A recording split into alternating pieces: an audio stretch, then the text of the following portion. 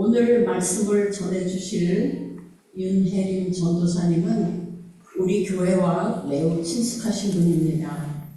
담임 목사님의 휴가 때마다 오셔서 말씀을 전해주시고 또 우리 젊은이들에게는 아주 친구 같은 분이십니다.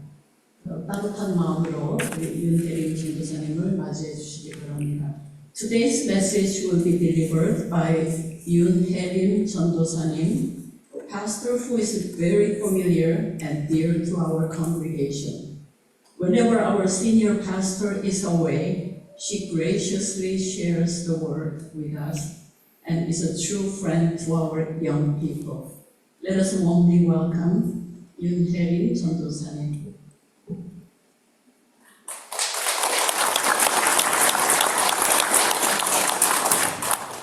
감사합니다. 여러 번 들어주셔서 너무나 감사드리고 오늘도 귀한 말씀 나눌 것이 기대가 됩니다. It's an honor to be here today again, and I look forward to sharing my words and worshiping with you all throughout. Let us first pray together. 함께 기도하시겠습니다. 사랑의 하나님, 우리가 이 시간 마음을 모아 당신께 나아갑니다. 흩어졌던 생각을 모으고 바쁜 일상에서 벗어나 당신의 평화 안에 잠시 머무르고자 합니다. 우리의 마음을 열어주시고 주님의 뜻을 구하는 이 시간이 진실하고 깊어지게 하소서. Gracious and loving God, we come before you with our hearts and words gathered towards you. Help us to dwell in your presence and peace during this time. And may the words of my mouth and the meditation of each of our hearts be acceptable to you, our rock and our redeemer. Amen. 제가 먼저 영어로 설교하고 그 다음에 한국어로 설교하도록 하겠습니다. I'll first preach in English and then in Korean. Do you remember the first time or the last time you prayed for your most loved ones? When we pray for our loved ones, our prayers often carry deeper longings than those we offer for ourselves. Then what if we knew the day of our death and we were offering our final prayer for the ones that we love most dearly? I imagine that such a prayer would contain the deepest form of love, concern, and hope we could ever offer for our loved ones. Today's scripture reading comes from such a moment. It is Jesus' prayer to God for his beloved disciples, and not a casual daily prayer, but a prayer knowing his death was imminent. After offering his farewell to his disciples, Jesus turns to God and prays to God for his disciples with the most deepest love. With that in mind, let us read part of today's reading in John 17 again. In verse 11 it says, "And now I am no longer in the world, but they are in the world, and I am coming to you. Holy Father, protect them in your name that you have given me, so that they may be one as we are one. I in them and you in me, that they may become completely one, so that the world may know that you have sent me and have loved them even as you have loved me." Right after this prayer, Jesus is arrested and crucified. This final prayer before his arrest is one of the most heartfelt confession of Jesus' love for his disciples and for us. And in this prayer, Jesus yearns for us to be one, to dwell in God's presence, and to know the abundant love of God. The world we live in leads us to focus on our differences. We are used to drawing boundaries, building walls, and dividing ourselves. The world we live in deems competition natural, where we constantly measure who is better and where discrimination based on race, gender, or ability remains prevalent. Yet Jesus' last wish for us was for us to be one, despite all the differences. And why is that? Because we are all from one God, created by one God, and belong to one God who is the source of love. His final prayer reflects his deep longing for us to love one another and to dwell in unity, not by highlighting our differences, but by living together as beloved children of God. In fact, the teaching of love is not unique to Jesus. Historically, many wise figures have taught the importance of love, and especially Confucius, for example, also saw that love was essential to humanity and taught that the ultimate goal of life is reconciliation and harmony with others. But there's a key difference between Confucius and Jesus' teachings. While Confucius taught an ethics of love rooted in family, in familial relationships, filial piety, and brotherly love as the foundation of virtue, Jesus taught an ethic centered not on family, but on the kingdom of God.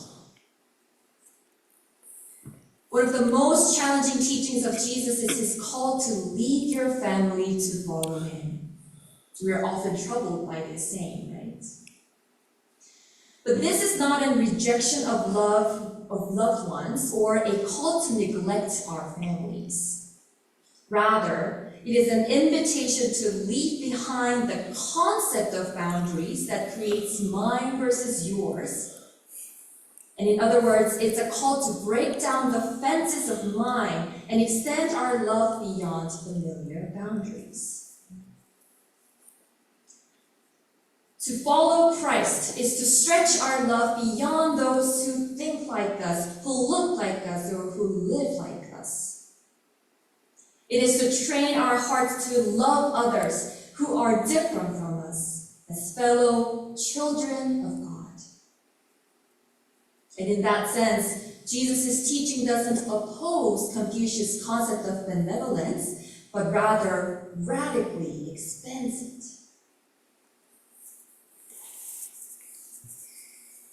God's love isn't meant to stay within the boundaries we've drawn. Only by engaging with lives unlike our own, different from our own, can we expand our worldview. And with it, our understanding of God's unintending and universal love expands. A pastor once said, "You don't have to like everyone, but you must love everyone." We may not like everyone, but we must love them, because God of love created and loved each of us and called us into oneness. If we truly believe we are each born of God's love, then we are called to treat each person with the same dignity and honor we would show to God. Beloved Alpha Korean United Church family, Jesus' final prayer for us is not just words. It is his deep longing for our lives. And this week, let us hold his prayer in our hearts and live it out. In a world obsessed with division and competition, may we not be shaken by worldly logic, but instead, let us be united with one another, abide in God's love, and live with deep awareness of God's abundant love. May each of us testify to the living presence of Christ, not only with words, but through our lives filled with love. May we remember and practice Jesus' final wish for us, that we love one another and be one and abide in God's abundant love. May it be so. Amen. 여러분은 진심으로 사랑하는 이들을 위해 기도를 드릴 때 어떤 마음이신가요? 우리가 정말로 사랑하고 아끼는 이들을 위해 하나님께 기도드릴 때 우리는 나 자신을 위해 기도를 할 때보다도 더 깊은 열망과 소망을 갖곤 합니다. 그렇다면 나의 죽음의 날을 아는 상태에서 내가 가장 아끼고 사랑하는 사람을 위해 기도를 할 때 그때 과연 우리는 어떤 마음일까요? 아마도 내가 떠난 후 남을 나의 소중한 사람들이 행복하기를, 건강하기를, 삶의 기쁨과 사랑이 넘치기를 바라며 그 어떤 때보다도 큰 사랑과 고민과 소망을 담지 않을까 합니다. 오늘 우리에게 주어진 성경 말씀은 주 예수께서 그의 사랑하는 제자들을 위해 하나님께 드린 기도입니다. 그리고 단순히 일상에서 하신 기도가 아닌 당신의 죽음의 날을 알고 제자들에게 고별 설교를 하신 후 하나님께 드린 기도입니다. 제자들에게 유언의 말을 남기신 후 하나님께 사랑하는 제자들을 맡겨드리며 그들을 위해 마지막 기도를 드리신 것이지요.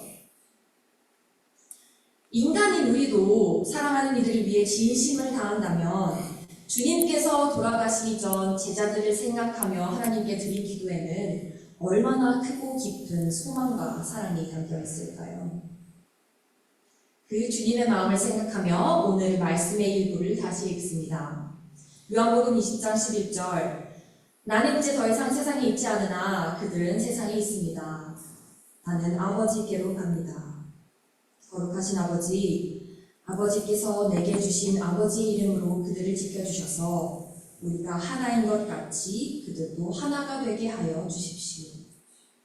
아버지께서 내 안에 계시고 내가 아버지 안에 있는 것과 같이 그들도 하나가 되어 우리 안에 있게 하여 주십시오. 내가 그들 안에 있고 아버지께서 내 안에 계신 것은 그들이 완전히 하나가 되게 하려는 것입니다. 그것은 또 아버지께서 나를 보내셨다는 것과 아버지께서 나를 사랑하신 것과 같이 그들도 사랑하셨다는 것을 세상이 알게 하려는 것입니다. 이 기도를 드리신 후 예수님은 곧 체포되시고 십자가에 달리십니다.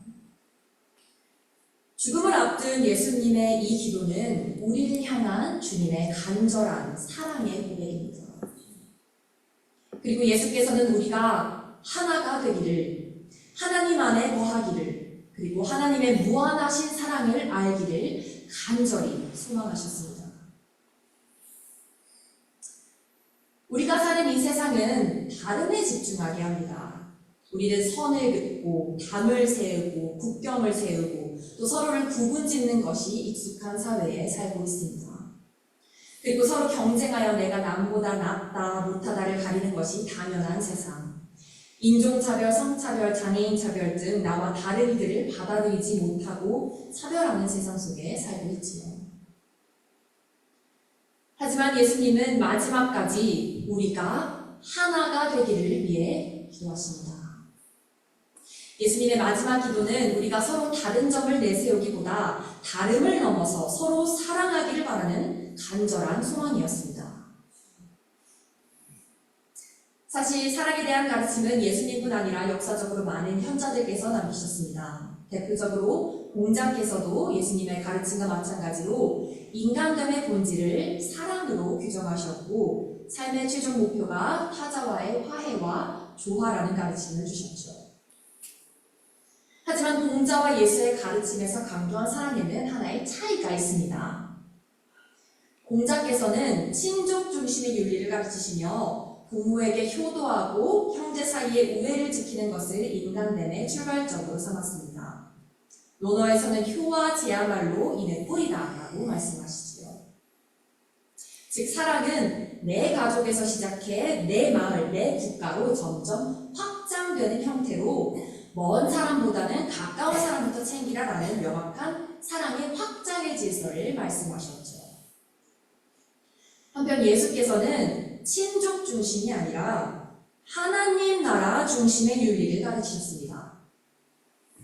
예수님의 말씀 중 종종 이해가 잘 되지 않는 부분들이 있죠. 그 대표적인 것이 아마 마가복음의 큰 난제, 나를 따르려면 내 가족을 버리라 라고 하신 말씀이실 겁니다. 유교 사상에 익숙한 우리로서는 참 받아들이기 어려운 구절이죠. 하지만 하지만 이 말씀은 나의 주변 사람들은 버리고 내 주변 이들을 등한시하고 먼 이웃부터 위하라는 말씀이 아닙니다. 내 가족, 내 나라를 버리라는 것이 아니라 그 내 것을 경계짓는 그 마음을 버리고 울타리를 허물고 나의 바운더리와 경계를 넘어가야 한다고 말씀하시는 것입니다. 다시 말해 그리스도를 따르는 우리의 사랑은 나와 비슷한 생각을 가지고 한 집에서 자라 같은 음식을 먹고 한 문화에 속한 사람들을 넘어서서 하나님의 자녀라는 이름 안에 나와 다른 사람들과도 하나가 되어 서로 사랑하는 것을 훈련하는 일이라는 것입니다. 그리 보면 공자의 가르침과 상충되기보다는 오히려 공자의 인사상을 더 레디컬하게 확장시킨 사랑의 균형이라고 할 수 있겠지요. 예수님을 사랑하고 믿는 이들로서 우리 그리스도인들은 예수님에 대해 더 알아가고 싶어하고 하나님의 뜻을 점점 더 확장해서 배우고 싶어합니다. 하지만 서로 생각이 비슷한 우리들끼리만 대화하고 우리들끼리만 서로 사랑하는 것으로는 결코 하나님에 대한 이해가 넓어질 수 없고 하나님의 무한하신 사랑을 다 알 수 없습니다. 나와 다른 생각을 하는 사람들, 나와 다른 일을 하는 사람들, 그리고 더 나아가 나와 다른 믿음을 가진 사람들과도 함께 대화하고 마주해야 합니다. 나와는 전혀 다른 환경에 있는 사람들과 대화하고 그들의 삶과 세상을 이해하며 나의 세계관을 확장해 나갈 때 우리의 하나님에 대한 관점과 이해가 넓어지기 때문입니다. 하나님의 사랑은 우리가 정해놓은 우리의 경계와 울타리 안에서만 나누는 것이 아니라 보편적이고 무차별적인 아가페적 사랑이며 하나님 안에 거하며 성령을 통해 변화될 때 실존할 수 있는 사랑입니다. 한 목사님께서 이런 말씀을 하시더군요. 나와 다른 누군가를 좋아하지 않을 수는 있어도 여전히 사랑해야 합니다. 모두를 좋아할 필요는 없어도 모두를 사랑해야 한다는 것입니다. 왜냐하면 사랑의 근원이신 하나님께서 우리를 창조하셨고 사랑하셨고 하나로 부르셨기에 우리 또한 하나님 안에 거한다면 하나님의 사랑 안에 속한 다른 이들을 사랑해야 한다는 것이지요. 그들이 우리와 아주 다른 사람들일지라도 말입니다. 우리가 모두 하나라는 것, 모두 하나님의 사랑을 받고 이 땅에 태어난 하나님의 존귀한 자녀들이라는 것에 집중한다면 이 세상에 존재하는 모두를 마치 하나님을 대하듯 존귀하게 대하며 사랑할 줄 알아야 합니다. 사랑하는 알파 한인연합교회 성도 여러분, 예수님께서 우리를 위해 드린 마지막 기도는 단순한 말씀이 아닙니다. 그것은 우리 삶을 향한 주님의 간절한 소망입니다.